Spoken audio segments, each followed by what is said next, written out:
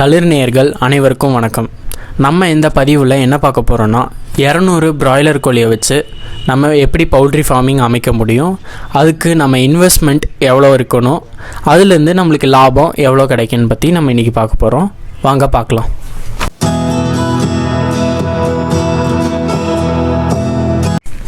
First நம்ம சின்ன கோழியோட ரேட்டை பற்றி பார்ப்போம். சின்ன கோழியோட ரேட்டு எப்பயுமே ஒரே மாதிரி இருக்காது. சில சமயத்தில் ஏறும், சில சமயத்தில் இறங்கும். ஆனால் இப்போத்தோட ரேட்டில் 25 ரூபா தாங்க. நம்ம 200 கோழிக்கு 25 ரூபா போட்டோம்னா 5000 ரூபா செலவாகுதுங்க நம்ம 200 கோழிக்கு. அப்புறம் இதோட தீவன செலவு 200 கோழிக்கு 12 பேகு தேவைப்படுங்க. இதில் ஒரு பேக்லேயும் நம்மளுக்கு 50 கேஜி கிடைக்கிதுங்க. அப்போ நம்ம டோட்டலாக 12 பேகு 200 கோழிக்கு போடும்போது நம்மளுக்கு செலவு 20000 ஆகுதுங்க. இந்த செலவு ஒரு மேக்ஸிமமாக நான் சொல்லியிருக்கேங்க. இதில் கம்மியாக கூட ஆகலாம், இல்லை சில சமயத்தில் அதிகமாக கூட ஆகலாம்.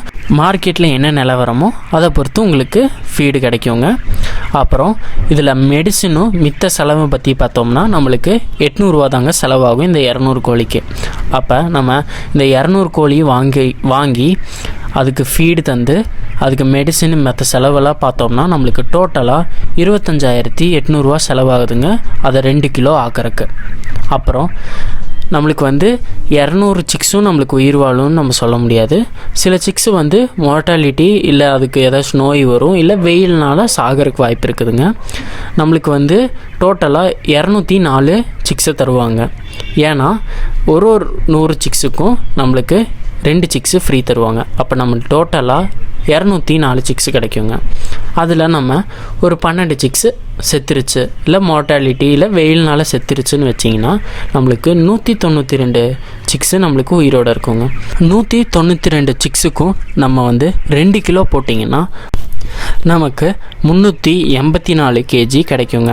இப்போத்தோட ரேட்டில் நம்ம 1 கேஜிக்கு பிராய்லர் கோழிக்கு 1 கேஜி நம்ம போட்டோம்னா நம்மளுக்கு 120 ரூபா கிடைக்கிதுங்க. அப்போ 384 × 120 போட்டோம்னா நம்மளுக்கு மொத்தமாக 46080 ரூபா நம்மளுக்கு மொத்தமாக இந்த 200 கோழியிலேருந்து கிடைக்குங்க. இதில் நம்மளுக்கு வந்த வருமானமும் அப்புறம் நம்ம செலவு பண்ண 25800 ரூபாயும் நம்ம மைனஸ் பண்ணோம்னா நம்மளுக்கு 20280 ரூபா நம்மளுக்கு லாபம் கிடைக்கிதுங்க. இது சில நேரத்தில் உங்களுக்கு மார்க்கெட் நிலவரம் எப்படி இருக்குதோ அதை பொறுத்து நம்மளுக்கு இந்த ரேட்டு மாறிட்டு இருக்கலாம். ஆனால் மேக்ஸிமம் இந்த ரேட்டுக்குள்ளே உங்களுக்கு இந்த 200 கோழிக்கு உங்களுக்கு கிடச்சிருங்க.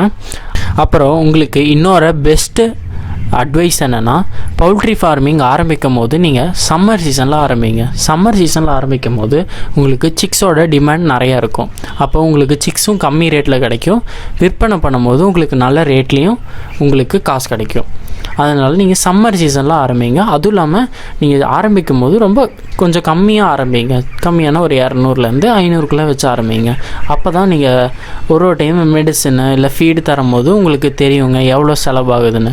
ஆனால் நீங்கள் மொத்தமாக நீங்கள் 5000 வாங்கி போட்டதுக்கப்புறம் உங்களுக்கு அது பராமரிக்க தெரிலைன்னா உங்களுக்கு லாஸில் தாங்க விழுவோம். அதனால் உங்களுக்கு பெஸ்ட்டான அட்வைஸ் என்னென்னா சம்மரில் ஆரம்பிங்க. அப்புறம் பிராய்லர் கோழியை விற்பனை பண்ண முடியாதுன்னு நினச்சி பயப்படாதீங்க. எப்பயுமே பிராய்லர் கோழிக்கு எப்பயுமே டிமாண்ட் இருக்குதுங்க. அதனால் ஒரு நாளையில் நீங்கள் 5000லேருந்து 10000 கோழி வரைக்கும் நீங்கள் டிஸ்பேச் பண்ண முடியுங்க. அதனால் நீங்கள் பிராய்லர் கோழி வளர்த்தும் போது பயப்பட வேணாங்க. ஆனால் அதோட பராமரிப்பு மட்டும் நல்லா பண்ணுங்கள். ஏன்னா 200லேருந்து ஒரு 500 ஃபஸ்ட்டு ஆரம்பித்து அதுக்கப்புறம் போக போக போக தெரிஞ்சு நீங்கள் பெருசாக உங்களோட பவுல்ட்ரி ஃபார்மிங்கை அமைச்சிட்டே போகலாங்க. ஆனால் ஸ்டார்டிங்கில் கொஞ்சம் சின்னதுலேருந்து ஆரம்பிங்க. அப்போ தான் உங்களுக்கு நல்லா பயன் தரும். அதுலேருந்து நீங்கள் நிறையா கற்றுக்குவீங்க. அவ்வளோதாங்க இன்றைக்கோட வீடியோ. இந்த வீடியோ பார்த்து நீங்கள் 200 கோழியை வச்சு எப்படி பவுல்ட்ரி ஃபார்மிங் அமைக்க முடியும், அதில் எவ்வளோ இன்வெஸ்ட் பண்ணணும், அதுலேருந்து எவ்வளோ நம்மளுக்கு லாபம் கிடைக்குன்னு பற்றி நம்ம இந்த வீடியோவில் பார்த்துருந்தோங்க. அப்புறம் உங்களுக்கு மேலும் இந்த பவுல்ட்ரி பற்றி உங்களுக்கு ஏதாச்சும் டிப்ஸ் வேணும்னா மறக்காமல் கமெண்ட் பண்ணுங்கள். அப்புறம் இந்த வீடியோ உங்களுக்கு பிடிச்சிருந்துச்சுன்னா லைக் பண்ணுங்கள், ஷேர் பண்ணுங்கள், மறக்காமல் சப்ஸ்கிரைப் பண்ணுங்கள். துளிர் விடுற வரைக்கும் உங்கள்கிட்ட இருந்து பாய் சொல்லிக்கிறேன். நான் சங்கராம் நாயக்.